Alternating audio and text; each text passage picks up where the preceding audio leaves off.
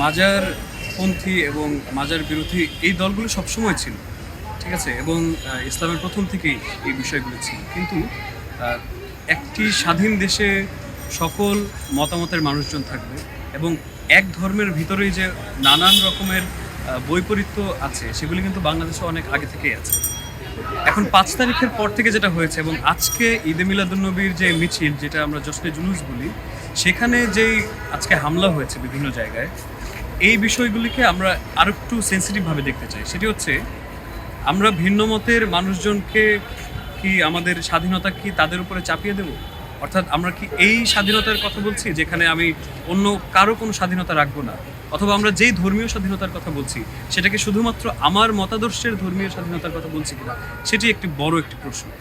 আজকে দেখা গিয়েছে যে মিডিয়ায় যে সংবাদগুলি পর্যন্ত এসেছে যে দুই গ্রুপের সংঘর্ষ অথবা দুই দলের সংঘর্ষ, আসলে কি সেটি সঠিক? আসলে তো সেরকম কিছু না। ঈদে মিলাদুন্নবীর মিছিল শান্তিপূর্ণভাবে চলছিল এবং সেখানে আগে থেকেই সেখানে অনেক ভিডিও ফুটেজ এখন পর্যন্ত এসেছে আমাদের কাছে, যে আগে থেকেই লাঠি সোঁটা নিয়ে তারা কোনো ব্রিজে অথবা এক এক জায়গায় এক এক পয়েন্টে তারা জড়ো হয়েছিল, যে কোনো রকমেই ঈদে মিলাদুন্নবীর মিছিল করতে দেওয়া হবে না। ফলে আমরা এই যে একটি খুবই স্বৈরাচারী একটি মনোভাব, সেটি আমরা দেখতে পাচ্ছি, ঠিক আছে। এখন এই যে অবস্থাটা সৃষ্টি হয়েছে, সেখানে আমরা দেখেছি বাংলাদেশের যে প্রশাসন সেখানে উপস্থিত ছিলেন অনেক জায়গায়, তারা সামাল দিতে অনেকটাই ব্যর্থ হয়েছেন এবং অনেক জায়গায় আমরা একটি জায়গায় যেটি সংবাদ পেয়েছি সেখানে সেনাবাহিনী পর্যন্ত উপস্থিত ছিল। কিন্তু তারপরেও কেন আমরা এই মবকে থামাতে পারছি না এবং কেন গণমাধ্যমেও ঠিক হামলা শব্দটা পর্যন্ত আসছে না, যে ঈদে মিলাদুন্নবীর শান্তিপূর্ণ মিছিলে হামলা করা হয়েছে, এই বিষয়টি কেন এখন পর্যন্ত আসছে না, সেটি আমাদের একটি বড় কনসার্নের বিষয়।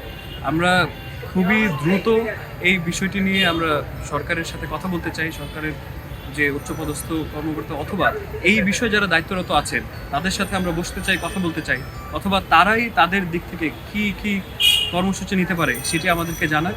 আমরা নিশ্চয়ই একটি সম্প্রীতির বাংলাদেশ গড়তে চাই, কিন্তু যেখানে আমার মতের সাথে বিরুদ্ধে হলে, আমার মতের বিপরীতে গেলেই আমি তাদের মাজার ভাঙবো, আমি তাদের ঘরবাড়ি পুড়িয়ে দেব, আমি সবাই মিলে লাঠিসোঁটা নিয়ে তাকে কান ধরে উঠবোস করাবো, সেই বাংলাদেশ আমরা চাই না।